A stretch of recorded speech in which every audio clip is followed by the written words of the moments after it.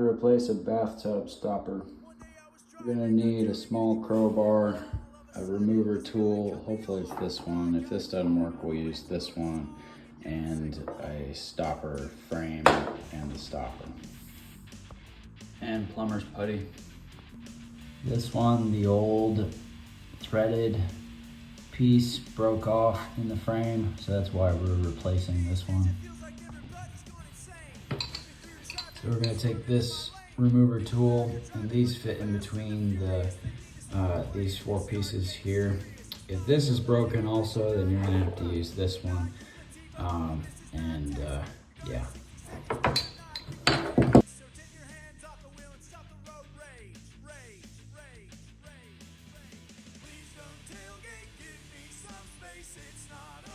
These frames are threaded, they just spin in and out.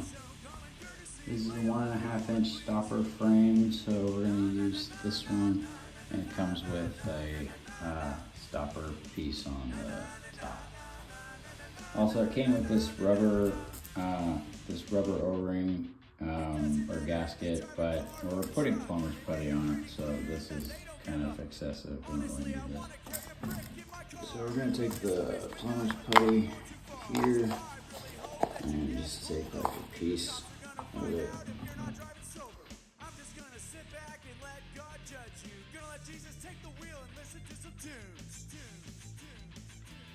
Now just put it around the stopper frame, like so. There will inevitably be excess as we tighten it down, but we just want to stop all gaps with this putty, and then we'll scrape off the rest and save it for later.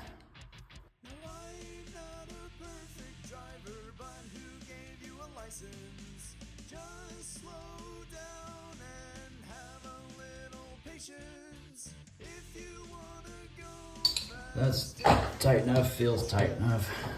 Now just like scrape all the old plumber's putty off for next time. And just save it.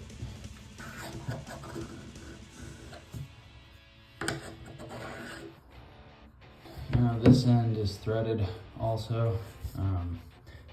You don't have to do this, but you can take this lid off of this stopper here, so there's like a flat edge in there.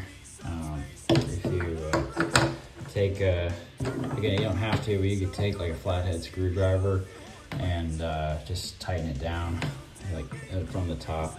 I mean, I'm just gonna hand tighten it because it's easier. Yeah.